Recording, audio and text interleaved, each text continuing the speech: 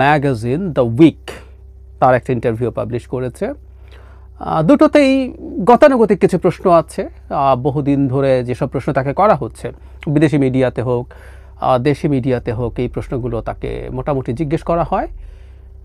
এর বাইরেও কিছু কিছু আছে, কিন্তু খুবই ইন্টারেস্টিংলি আল জাজিরার একটা প্রশ্নের রেসপন্স তিনি যেভাবে করেছেন, এটাকে নিয়ে আলোচনা করা দরকার বলে আমার মনে হয়। এবং এই রেসপন্সটা দেখে একটা আলাপ যে চলছে, ডক্টর ইউনূসের সরকার দীর্ঘদিন থাকতে হবে, আমাদের মনে হতে পারে যে তিনি কি কোথাও কোনোভাবে তার সাবকনশিয়াসে তিনি যে টাইম ফ্রেমের কথা বলছেন তার চাইতে বেশি ক্ষমতায় থাকার আলাপ আনছেন।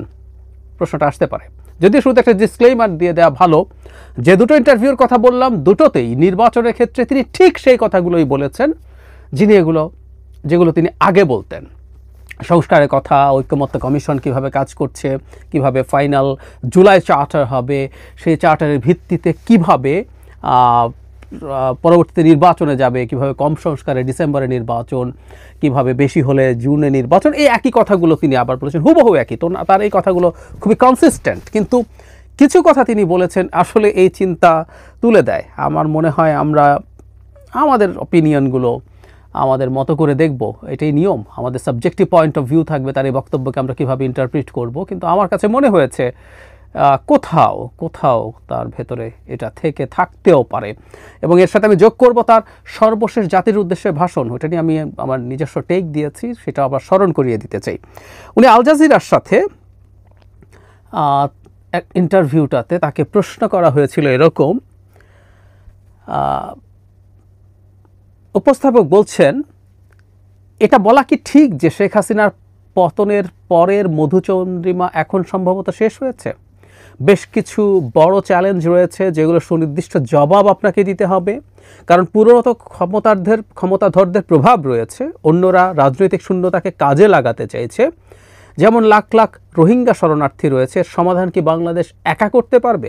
একটু খেয়াল করি, প্রশ্নটা হচ্ছে তার মধুচন্দ্রিমা শেষ হয়েছে এবং বেশ কিছু চ্যালেঞ্জ আছে যেগুলো সুনির্দিষ্ট জবাব তাকে দিতে হবে বলা হচ্ছে।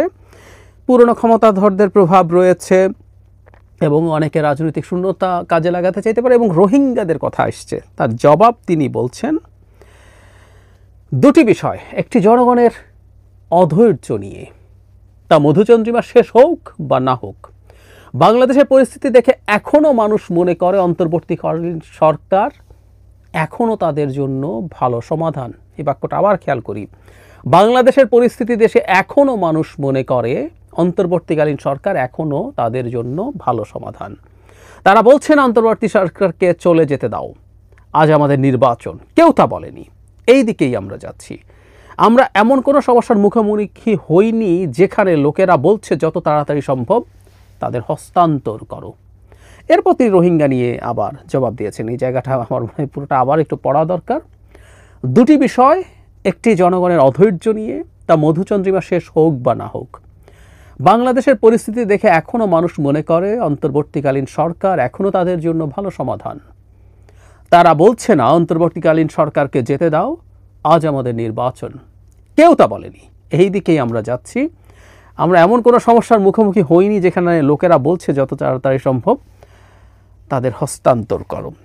আমরা খেয়াল করি একটা সরকারকে, খুব টিপিক্যাল একটা প্রশ্ন, মধুচন্দ্রিমা শেষ হয়েছে, এখন তো চ্যালেঞ্জ আসবে, সেটা কিভাবে হবে? মোটা দাগে যেটা হয়, 5 বছর মেয়াদি একটা সরকারের মধুচন্দ্রিমার বয়স হচ্ছে ধরা হয় 100 দিনের মতো।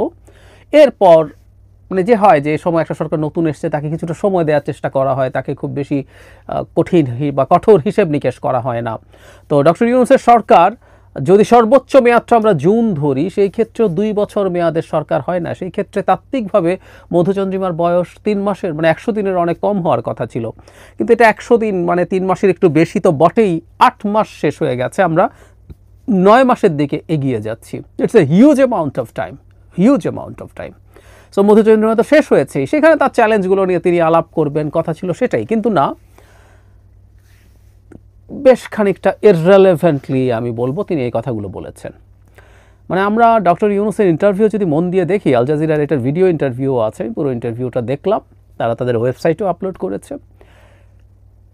আগেও দেখেছেন নিশ্চয়ই, মানে এই মানুষটা বাংলা ইংরেজি দুটো ভাষাতেই এত চমৎকার স্বচ্ছন্দ ইন্টারভিউ দেন, আমরা খুব বেশি মানুষ এরকম খুঁজে পাবো না যিনি এতটা স্বচ্ছন্দে কথা বলেন, এতটা চমৎকারভাবে, এতটা প্রাসঙ্গিকভাবে কনটেক্সটের মধ্যে কথা বলেন। সেই ডক্টর ইউনূস এমন একটা জবাব দিলেন যে জবাবটা আসলে আমি মনে করি না এই প্রশ্নের সাথে রেলেভেন্ট হয়েছে। ঠিক আছে, তার জায়গা থেকে যেটা বলার কথা ছিল হতেই পারত, যে মধুচন্দ্রিমা শেষ হয়েছে, চ্যালেঞ্জ আছে, চ্যালেঞ্জগুলো তারা কিভাবে জবাব দেবেন সেগুলো তার সেই কৌশল, তার সেই পদক্ষেপ, সেগুলোই তো জবাবে আসার কথা ছিল। কিন্তু তিনি হঠাৎ করে বললেন এমন সবগুলো কথা যে জনগণ মনে করছে অন্তর্বর্তীকালীন সরকারই ভালো সমাধান, এবং কেউ চাইছে না তারা এখনই চলে যাক। কেউ এখনই চলে যাক সেটা নিশ্চয়ই চাইছে না, কিন্তু এই যে সরকারের প্রতি জনগণের সমর্থন আছে, যেমন এই জায়গাটা বলি, আজ আমাদের নির্বাচন, কেউ তা বলেনি, এভাবে উনি বলছেন। এমন কোনো সমস্যার মুখোমুখি হয়নি যেখানে লোকেরা বলছে যত তাড়াতাড়ি সম্ভব তাদের হস্তান্তর, মানে ক্ষমতা হস্তান্তর করো। তার মানে কেউ নাকি এ ধরনের কথা বলছে না। তার মানে তিনি মনে করছেন এই দেশের জনগণ অন্তর্বর্তীকালীন সরকারকে ক্ষমতায় চাইছে এবং এটাই তাদের প্রধান সমাধান বলে মনে করছে। আমি এই বক্তব্যটা নিয়ে আলাদা করে কথা বলতাম না যদি না তিনি ২৬ মার্চের আগে, চায়না যাওয়ার আগে একটা জাতির উদ্দেশ্যে ভাষণ দিয়েছিলেন, সেই ভাষণটা না দিতেন। দুটোকে আমি যদি মেলাই, কোথাও এইরকম একটা চিন্তা তার ভেতরেও আছে বলে মনে হতে পারে। অনেক সময় এটা হয় যে আমরা নিজের সাবকনশাসও নিজে বুঝি না, তার সাবকনশাস এটা থেকে থাকতে পারে। আমি ওই ভাষণটা একটু ফিরে যাই।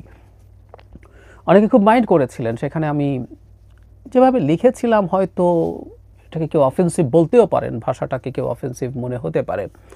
আমি বলেছিলাম যে তার ভাষণের যে কন্টেন্ট ছিল, সেই কন্টেন্টটা অনেক ক্ষেত্রে শেখ হাসিনা যেভাবে ভাষণ দেন সেরকম ছিল। এর মানে এই না তিনি শেখ হাসিনার মতো করে কথা বলেছেন, সরি, এটা মনে করা ভুল হয়েছে আপনাদের। কন্টেন্টের প্যাটার্নের কথা বলছি। ডক্টর ইউনূস কোথায় আর শেখ হাসিনা কোথায়? শেখ হাসিনার মতো অসভ্য ইতর হওয়া, আমাদের ডক্টর ইউনূস তো দূরেই থাকুক, অতি সজ্জন, অতি ভদ্রলোক মানুষ, তার মতো আমাদের আশপাশেও খুব অল্প কিছু মানুষজনকে সেভাবে খুঁজে পাবো। কিন্তু যে কারণে সেটা বলেছিলাম যে শেখ হাসিনার ভাষণের কন্টেন্টের মতো প্যাটার্ন ছিল। ডক্টর ইউনূস সাফল্যর বিরাট তালিকা দিচ্ছিলেন, তিনি থ্রেটের কথা বলছিলেন, তিনি কী কারণে সমস্যা হচ্ছে, তারপরে তিনি বিগত সরকারের সমালোচনা করছিলেন, থাকবেই সব কিছু, কিন্তু এগুলোই তিনি রিপিটেডলি বলছিলেন এবং অলমোস্ট কোনো সমস্যা বা ব্যর্থতার কথা নেই। এবং শুধু সেটা না, এই স্পিচের আগেই বিবিসি বাংলার সাথে একটা ইন্টারভিউতে আমি অবাক হয়ে দেখলাম, আমরা এটা নিয়ে অনেক আলোচনা করেছি, তাকে অপরাধ বেড়েছে বলার পর তিনি ডিনাই করছিলেন। পরে বিবিসির যিনি অ্যাঙ্কার ছিলেন তিনি ডেটা দিচ্ছিলেন, সেই ডেটার ক্ষেত্রেও আমি দেখলাম উনি একটু ইনটলারেন্ট। ডক্টর ইউনূস অসাধারণ গণতান্ত্রিক মানুষ, অসাধারণ শান্ত মানুষ, কিন্তু উনি একটু ইনটলারেন্স দেখাচ্ছিলেন। শেষ পর্যন্ত যখন ডেটা দেওয়া হলো তারপরও উনি খুব কনভিন্সড হয়েতে যে কথা বলেছেন তা না। তার মানে যে কথাটা বলতে চাইছি আসলে, তিনি যখন এরকম অ্যাটিটিউড করলেন, পরে তিনি সাফল্যের কথা বারবার সামনে আনলেন। সাফল্য আসলে এইরকম সরকারের খুব বেশি ক্লেম করার দরকার নেই। এই সরকার সাফল্য ক্লেম কেন করবে? তার জায়গা থেকে এত দরকার নেই, আমি এটা বলতে চাইছি। অন্যরা বলুক, অন্যদের জায়গা থেকে আসুক, কীভাবে প্রত্যেক ক্ষেত্রে সফল হয়েছে, সেক্টর ধরে ধরে তিনি কথা বলেছেন। মানে আমি তখন বলেছিলাম সাফল্য নিয়ে অনেক বেশি ক্যাম্পেইন করে দুই রকম সরকার। যে সরকার ক্ষমতায় থাকতে চায় আইদার নির্বাচন দিয়ে অথবা নির্বাচন ছাড়া, প্রত্যেকেই সাফল্য নিয়ে কথা বলে। যে সরকার ফেয়ার নির্বাচন দিয়ে ক্ষমতায় থাকতে চায়, আবার সেই সরকার সাফল্যের কথা বলে সেটা দেখিয়ে ভোট চাওয়ার জন্য। আর যে সরকার নির্বাচন দিতে চায় না, হাসিনাও প্রচুর সাফল্যের ক্যাম্পেইন করতেন, বক্তৃতায় বলতেন, কারণ তিনি জনগণকে বলতেন দেখো আমি তোমাকে এত কিছু দিয়েছি, সুতরাং নির্বাচন যেমনই হোক না কেন তুমি মাথা ঘামিও না, তোমার জন্য আমি অনেক কিছু করছি, আমাকে ক্ষমতায় রাখো। দুটোর কোনোটাই এই সরকারের জন্য বিষয় না।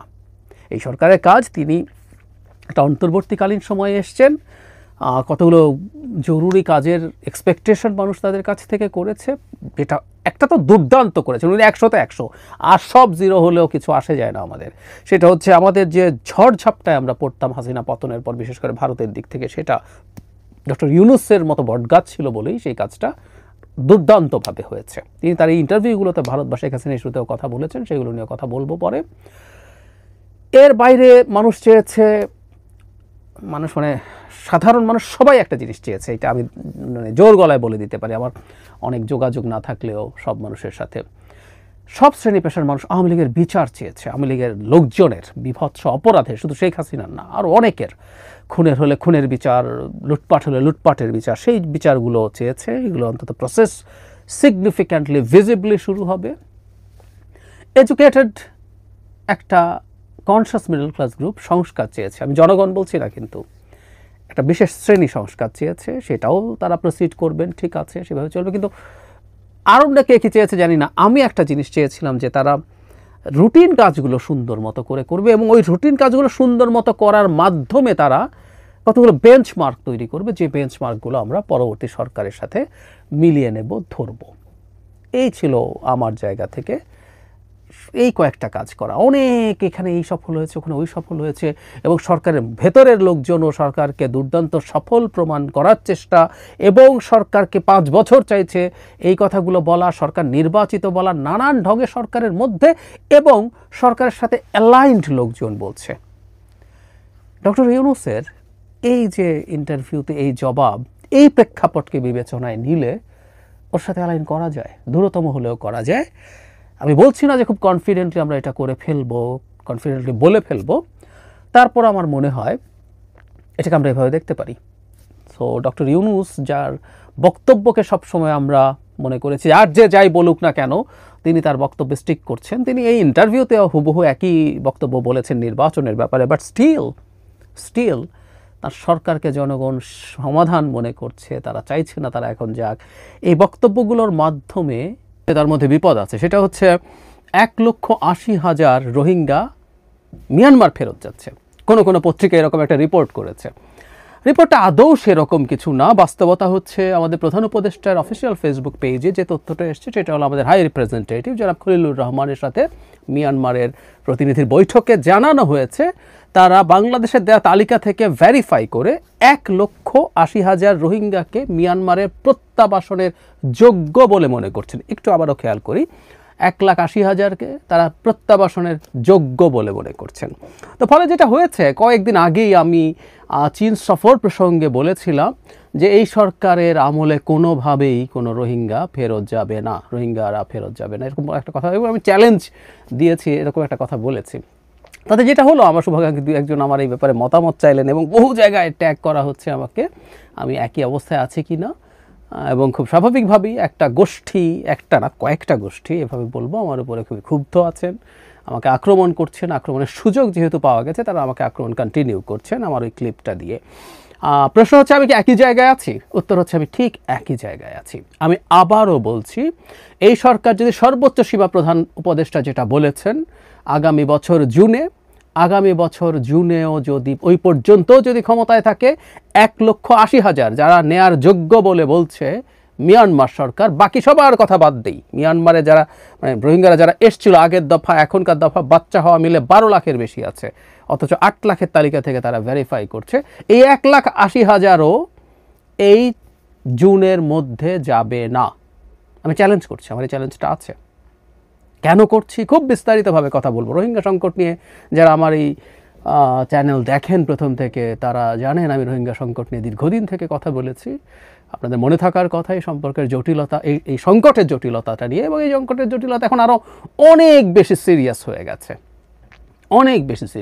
সুতরাং মিয়ানমারের জান্তা বলেছে বলে রোহিঙ্গারা যদি চলে যাবে মনে করি কেউ, আমরা এই অঞ্চলের সাম্প্রতিক গৃহযুদ্ধের অবস্থা, রাখাইনের নিয়ন্ত্রণ কার হাতে কী অবস্থায় কিছুই না জেনে জাস্ট মূর্খের মতো কথা বলছি। আমি এই জাতিটার এই প্রবলেম নিয়ে আসলে সবসময় ভুগি যে আমাদের উচিত না এটা আরেকটু দেখা, আরেকটু বোঝা, আরেকটু ভেরিফাই করা। কাউকে আক্রমণ করতে হবে বলেই লাফ দিয়ে নেমে যাব, তার আগে এগুলো একটু দেখে শুনে করা ভালো। আমি খুব বিস্তারিতভাবে আবারও রোহিঙ্গা নিয়ে কথা বলবো, এই ইস্যুটা নিয়ে কথা বলবো, কেন আমার চ্যালেঞ্জ আছে। কারণ আমি যথেষ্ট সময় নেই, না হয় আজই হয়তো করতাম।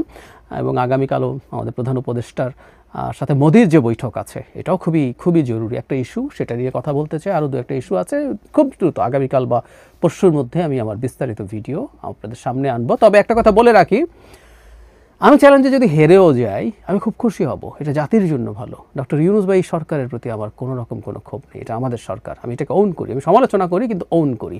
এটা হাসিনাকে যেভাবে ডিজাউন করতাম এটা সেরকম না।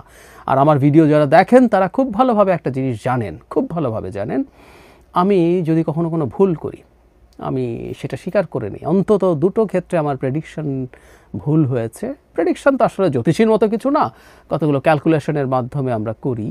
ভুল হয়েছে আমি স্বীকার করেছি, এবং ভুল তথ্য দিয়ে, তাও আমি ইনফ্যাক্ট আমি তো কোনো গোপন খবরের ভিত্তিতে করি না, একটা প্রকাশিত ভুল তথ্য নিয়েও আমি কথা বলেছিলাম, সেটাও স্বীকার করেছি। সো এই প্রেডিকশন যদি ভুল হয় তাতে আমার কোনো সমস্যার কিছু নাই, আমি সেটা নেব। আমি কোনো পীর না, এখানে মানে সোশ্যাল মিডিয়াতে অনেক পীর আছে, আমি পীর না। আপনারা যারা রেগুলারলি দেখেন তারা জানেন যে আমি ওটা হতেও চাইনি, কখনো চাইনি। সুতরাং আমার ভুল হওয়া নিয়েও সমস্যার কিছু নেই। তবে আমার এই চ্যালেঞ্জটাই আমি জিতবো, আমি কনফিডেন্ট। তবে আবারও বলছি, এই চ্যালেঞ্জে যদি আমি